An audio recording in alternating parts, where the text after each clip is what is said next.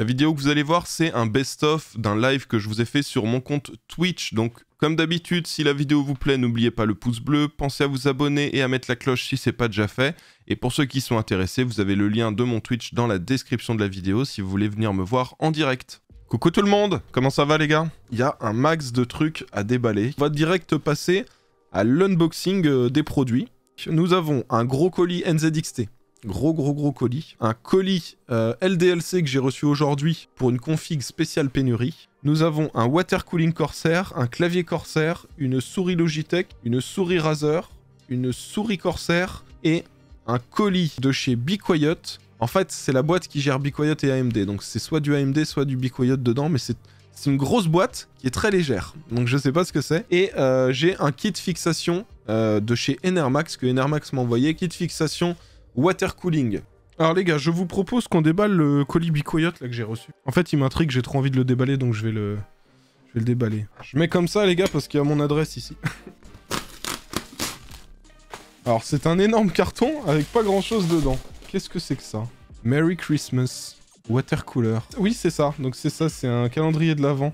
Calendrier de l'Avent Be Quiet les gars. Vous avez pas ça vous hein? Hop là. Bon c'était un énorme colis pour un tout petit truc dedans, mais c'est génial. Be Quiet. Donc c'est bien Be Quiet qui me l'envoie. Je savais pas si c'est AMD ou Be Quiet. Ah, c'est des chocolats Lindt. C'est Lindt dedans. C'est cool, c'est bon. Eh ben merci Be Quiet, hein. Merci beaucoup. Alors, ça vous dit on unbox le kit de fixation Enermax. C'est le kit pour pouvoir les placer. Là, c'est pour le LeakMax 3 et le Aquafusion, ou les Aquafusion, pour pouvoir les fixer sur du Z690. C'est très rapide et comme ça, je vous montre un peu à quoi ça ressemble. Mais vous allez voir, c'est un peu comme les pièces qu'on retrouve pour fixer un ventirad. Donc vous voyez, c'est très basique, hein, les kits comme ça. Voilà, donc ça ressemble un petit peu au kit classique qu'on avait avant, sauf que ça va plus loin. Vous voyez les petits trous qu'on a autour. Ils vont un petit peu plus loin parce qu'il faut un peu plus de place sur la carte mère. Mais vous voyez, c'est très simple. Celui-là, je vais me le garder de côté parce que quand on va vouloir tester les water cooling, là j'ai encore un Aquafusion. Comme ça, on pourra le tester sur la 12e gêne. Vous voyez, c'était tout simple, hein, cet unboxing. Alors ensuite, ce que je peux vous proposer, les gars. Vous allez voter dans le chat entre une souris, un clavier, un water cooling ou un PC complet, en pièces. Clavier, PC, souris. Ah, vous voulez le PC, les gars? Vous voulez le PC. Alors, déjà, le PC complet. On va commencer par le boîtier. Je vais vous montrer le boîtier que j'ai choisi pour ce PC spécial pénurie. Le MagForge 100M. Le MagForge 100M. Alors ça, c'est le bon rapport qualité-prix. Bon airflow, c'est du mesh en façade. On a 2 ventilateurs fournis avec. C'est le bon plan de prendre ce PC. Et voilà le reste du colis, les gars. Pour ma config spéciale pénurie. Alors, on commence par l'alimentation, les gars. Alimentation Fox Spirit. Pour ceux qui ne connaissent pas Fox Spirit, c'est une marque de LDLC. Et ce sont des alims fabriqués par Seasonic. Donc Seasonic, excellente marque d'alimentation, hein, pour ceux qui ne connaissent pas. Et du coup, bah, c'est Seasonic qui fabrique les alimentations Fox Spirit pour LDLC. Il y a une petite différence de garantie. C'est 3 ans pour les Fox Spirit, c'est 10 ans pour les Seasonic, mais partez du principe que c'est Seasonic qui les fabrique, qui a la qualité de fabrication Seasonic, donc normalement c'est des alims qui tiennent. Voilà donc pour l'alimentation. Qu'est-ce que j'ai d'autre dans ce carton? Un pince-câble. Ça c'est les petits goodies qu'ils mettent dedans. Alors, qu'est-ce qu'on a ici? Une carte mère, une MSI Mag B550 Gaming Plus. Du coup, vous avez un indice sur le processeur. Donc là, vous avez un indice processeur AMD, du coup, vu qu'on est sur du B550. Et la Gaming Plus, on va dire que bah, c'est la carte mère sur le haut de l'entrée de gamme ou le début du milieu de gamme. C'est pareil, un bon rapport qualité-prix, performance-prix. Si vous en demandez pas trop à votre carte mère, hein, c'est pas pour faire des énormes overclocking et tout, mais pour ceux qui veulent voilà, avoir un processeur, pas un énorme processeur, un bon processeur, type Ryzen 5, Ryzen 7, ce sera très bien. Et vous, si vous faites pas de gros overclocking, ça passera très bien. Nous avons ensuite, alors vous allez comprendre, c'est LDLC qui m'a envoyé ça. C'est moi qui ai choisi tout ce qu'il y avait dans ce PC. C'est moi qui leur ai dit, c'est pour faire une config spéciale pénurie. Et donc je me suis dit, bon bah si c'est LDLC, autant en profiter pour parler des alims Fox Spirit, autant en profiter aussi pour parler des SSD LDLC. Et du coup j'ai pris un SSD LDLC de 480 Go, petit SSD NVMe, qui en soi coûte pas très cher, je crois qu'il coûte une 50aine d'euros. Donc voilà, c'est correct comme prix. Et puis ce sera l'occasion pour moi de faire de lancer un petit benchmark dessus. Voilà pour le SSD. Nous avons ensuite la RAM. Ça, c'est le grand classique, hein. Crucial Ballistics. Donc là, elles sont en black. En soi, c'était 20 € de plus pour le RGB, mais le but de cette config, c'était de vous faire un PC dans les 800 €. Tu vois, pas trop cher. Vu que c'est un spécial pénurie, vous allez comprendre pourquoi. Donc 2 x 8 en 3200 MHz. C'est du C16, je crois. Il me semble que c'est du C16. Oui, c'est du C16. Crucial Ballistics Black. Des très très bonnes barrettes de RAM aussi. Les versions RGB aussi sont très bien. Et puis celles-là, vous pouvez les avoir en noir, en rouge, en blanc. Donc très très bien. Et en ce moment, pour info, elles sont en promo sur Amazon. C'est 52 € ça. Hein. Alors d'habitude, on est plus dans les 60, 80... Ouais, 80 € à peu près. Voilà. Et nous avons ici le dernier élément de ce PC. Ah, je vois dans le chat qu'il y en a qui commencent à comprendre ce qui se passe. Il y en a qui se disent « Ah ah, j'ai compris pourquoi PC spécial pénurie. » Vous avez très bien compris les gars. Vous n'êtes vraiment pas bêtes. Je suis fier de vous. Alors là, j'ai pris... Il y a une version boîte et il y a une version bulk classique. Donc j'ai pris la version bulk qui était un peu moins chère. C'est le Ryzen 7 5700G. Laissez-moi vous le montrer d'un peu plus près. C'est parti pour le reveal du CPU. Qu'est-ce que j'ai pris? Un 5700G. C'est le Ryzen 7. J'ai longtemps hésité entre le Ryzen 6 et le Ryzen 7. Alors en gros, les unités de calcul sur le 5000, le Ryzen 5 5600G, il y en a 7. Et sur le Ryzen 7, il y en a 8. Donc il n'est pas énormément plus puissant, le Ryzen 7. Mais le but, c'est de faire un PC spécial pénurie, sans carte graphique, dans le but d'acheter, au moment où il y a un bon drop, une carte graphique. C'est aussi pour ça que, vous voyez, il y a une Alim 650 watts, alors qu'il n'y a pas de carte graphique, mais le but, c'est quand il y a une carte graphique, de pouvoir la mettre dedans. Donc après, à soi d'adapter en fonction de ce qu'on compte acheter comme carte graphique. Hein. Si vous comptez prendre une 3090 derrière, mettez plus que 650 watts, bien sûr. Donc voilà comment ça arrive, hein, les gars, quand vous prenez des bulks. Ça vous permet d'économiser genre 15 ou 20 €. Et donc, comme vous l'avez compris, donc PC spécial pénurie sans carte graphique. Ce processeur, je vous montrerai, je vous ferai des benches, mais vous allez voir, ça permet de jouer en Full HD, 60 images par seconde, en médium, à la plupart des jeux. Voilà, tu arrives à avoir 60 FPS en Full HD médium sur la plupart des jeux. Alors, tu le fais pas sur Cyberpunk, mais tu vois, sur GTA 5, tu peux faire de la 1080p à 60 FPS en médium. Donc, le but, en gros, c'est de se dire, allez, tac, je claque un peu plus de 800 € dans un PC, je n'ai pas de carte graphique vu qu'on n'en trouve pas actuellement, mais j'ai quand même un truc pour jouer, et au moment où il y a un drop, tac, je me mets 500 ou 600 € de côté pour une carte graphique, au moment où il y a un drop et qu'il y a une carte de dispo, bah là je l'achète, et il n'y aura plus qu'à mettre la carte graphique et à installer les drivers de la carte graphique, et voilà, et c'est bon. Alors du coup voilà pour le détail du PC les gars, hein. Je vous ai montré, donc petit rappel, un boîtier ultra intéressant de chez MSI, le MacForge 100M, donc en général on retrouve à moins de 80 €, des fois même en promo à 60, donc très intéressant, avec du mesh en façade pour avoir un bon flux d'air dans le PC, 2 ventilateurs en façade, RGB, un ventilateur à l'arrière, donc voilà. Petit format, mais pas mal pour une config comme ça. Le PC basé sur un 5700G avec une partie graphique qui permettra de jouer quand même dans des bonnes conditions en Full HD, en médium, en attendant de trouver une carte graphique. Une alimentation Fox Spirit de 650 watts à adapter en fonction de la carte graphique que tu veux acheter après quand tu as ta config. Nous avons une carte mère correcte aussi, la B550 Gaming Plus de chez MSI. Donc voilà, donc ça c'est une vidéo, je vais bientôt monter le PC, normalement ce week-end, et puis je vais faire des tests en jeu, puis je vous sortirai la vidéo, vous verrez sur plein de jeux, qu'est-ce qu'il y a, enfin combien vous avez de performance, etc. Ça vous permettra de vous faire une idée. Bon les gars, grande question, ça tacle. Grande question, clavier, souris, water cooling, water, souris, clavier, clavier, caviar, water, clavier. J'ai l'impression que c'est le clavier, hein, les gars.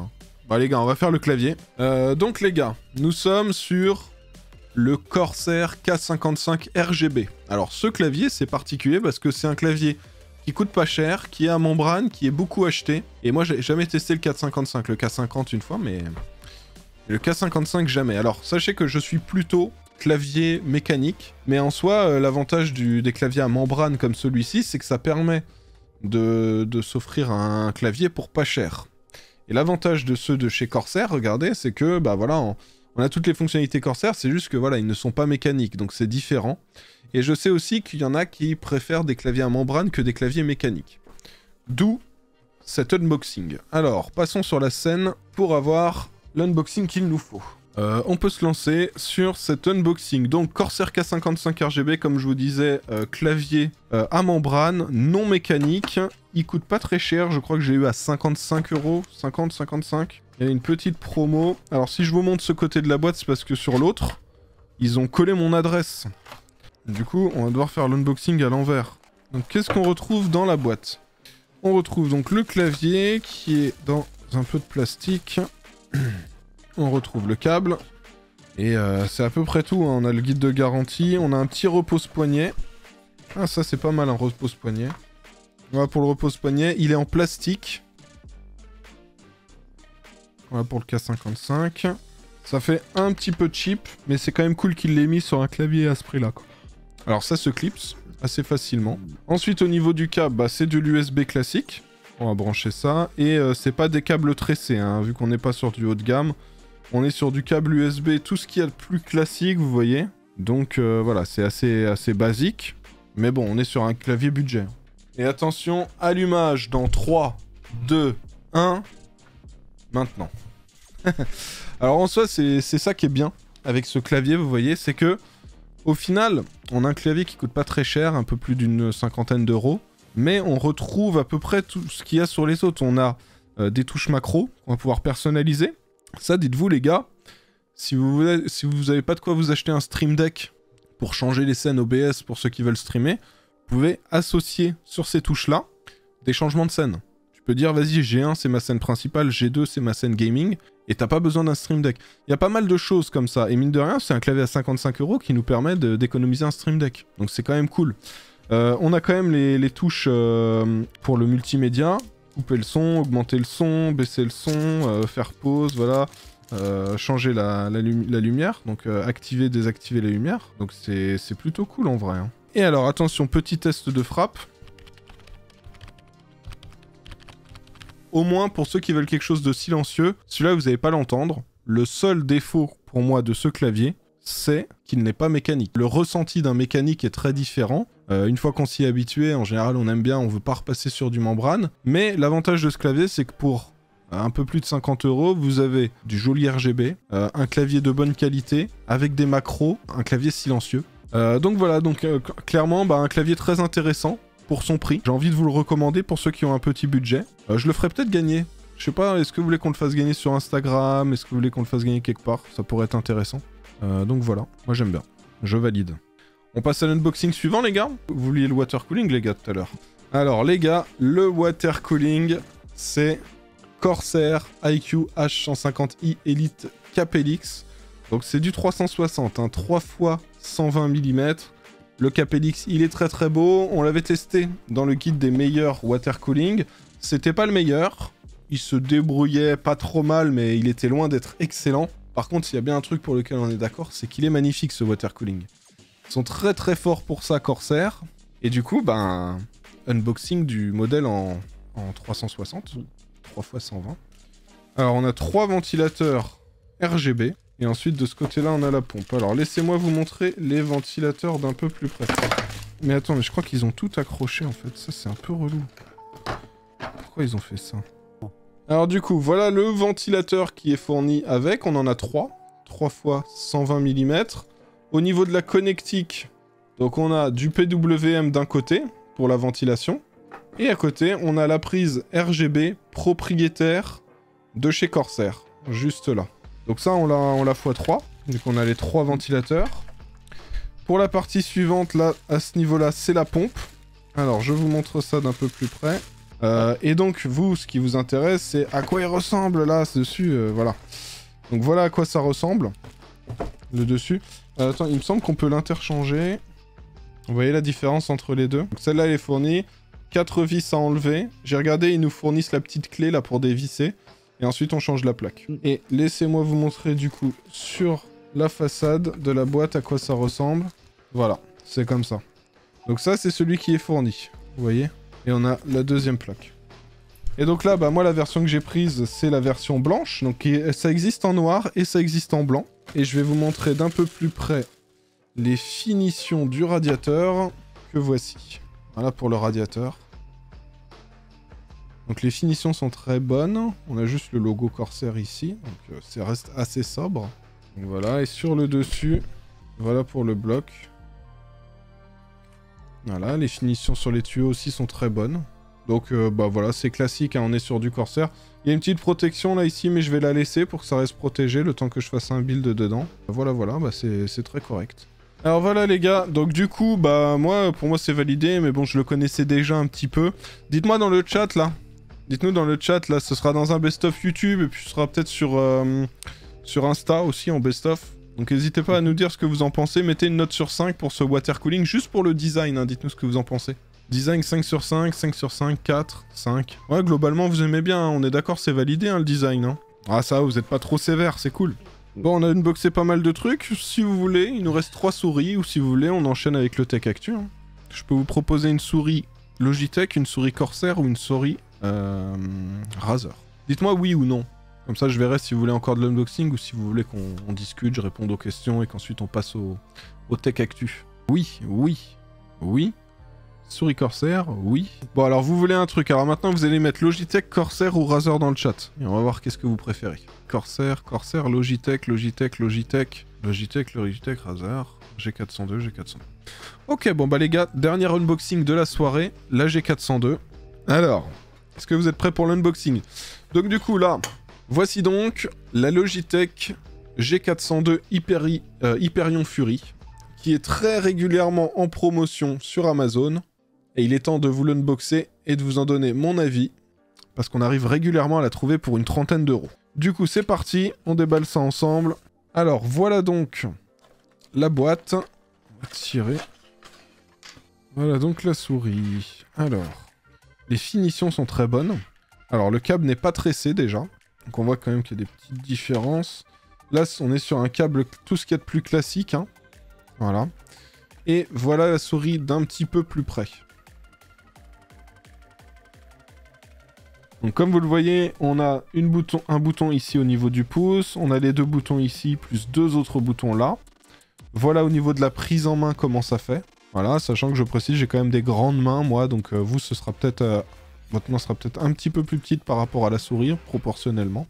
Et voilà, au niveau des finitions. Alors, je vais vous montrer ma G502, si vous voulez comparer un petit peu. Donc, on voit que la G502 et la G402, c'est à peu près le même gabarit, mais la G502 est quand même un petit peu plus haute, je trouve. Voilà. Et donc voilà, ma souris très intéressante. Alors, il y a un truc qui est intéressant sur la G502. Vous voyez, quand j'appuie ici, la molette, elle passe en mode infinite. Elle tourne à l'infini comme ça. Et une fois qu'on appuie, après, il y a des petits crans à chaque fois. Ça, c'est quelque chose qu'on n'a pas sur la G402, à ce niveau-là. Là, c'est juste une molette crantée classique. Je vais l'allumer parce qu'on a un petit peu de RGB dessus. Je vais vous montrer ça. Et voilà donc ce qu'on a au niveau de l'éclairage. Alors, c'est assez basique. C'est le G de Logitech. Le dessous, voilà à quoi ça ressemble. Et alors, je vais la tester tout de suite. Alors, attendez, laissez-moi juste mettre un petit tapis de souris. Ce sera mieux pour tester la souris. Alors, c'est très bien. La prise en main pour les deux est très agréable. J'ai l'impression que celle-ci est quand même plus fluide, mais à mon avis, c'est parce que les patins sont tout neufs.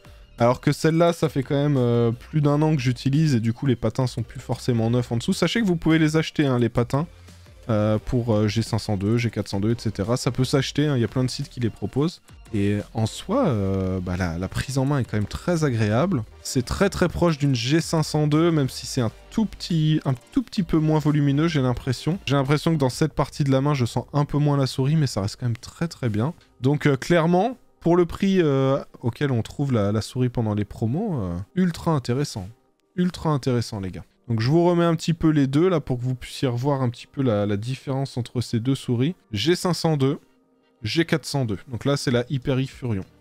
Non, la Hyperion Fury. Donc moi, c'est validé, hein, les gars. Moi, cette souris, là, la G402, c'est validé. Et clairement, ouais, très bonne souris pour son prix. Il faudrait que je la teste en jeu, vraiment. Mais en tout cas, au niveau de la glisse et de la précision, ça m'a l'air d'être du très très bon, mais comme d'habitude avec Logitech. Hein. Alors attendez, les gars, je vais vous montrer une antiquité. Est-ce que vous connaissez ça, les gars? Intel Pentium MMX. Vous voyez? Bah, figurez-vous que ça, c'est mon premier processeur, les gars.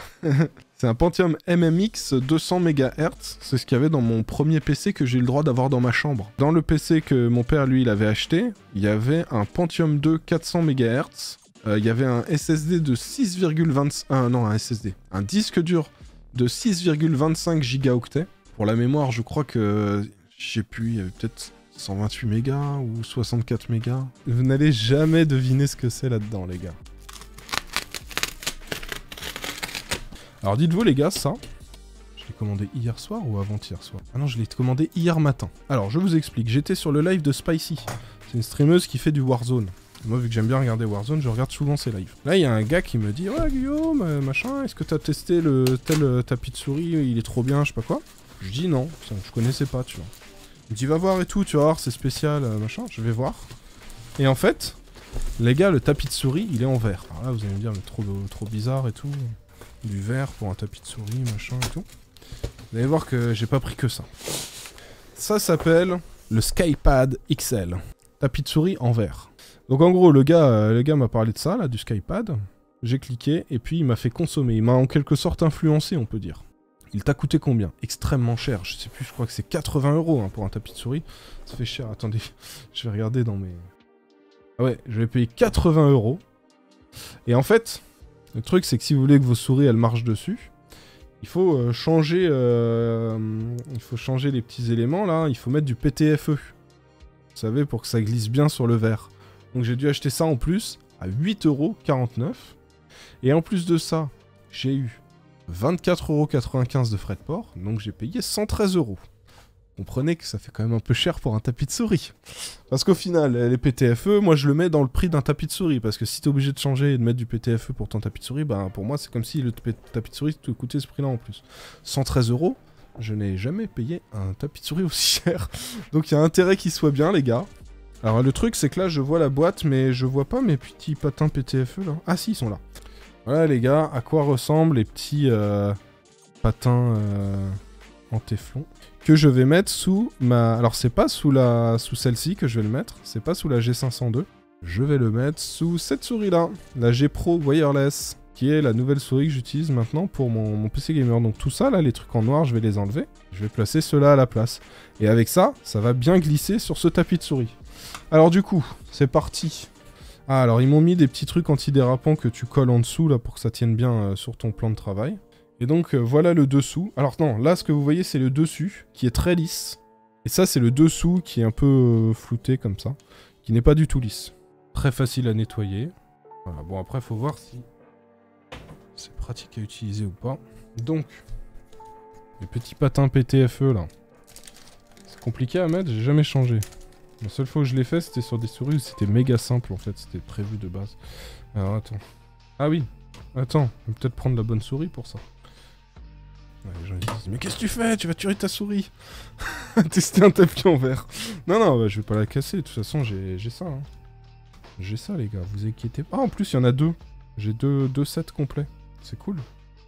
Alors, attendez. Petit atelier. Comment je pourrais mettre? Je vais vous mettre ça comme ça. Petit atelier. Customisation de souris. On change les patins. Hop. Et après, je vais vous dire si ça marche bien. Ok? Moi, je vous cache pas que le froid va pas me déranger. Et en vrai, tu vois, quand je vois ça, tu vois, il y a le cercle et puis t'as l'intérieur aussi qui est fourni avec. Je suis sûr qu'il y a déjà des mecs qui ont mis le truc au centre et après ils ont contacté, ils ont contacté la boîte, genre vous m'avez cassé ma souris.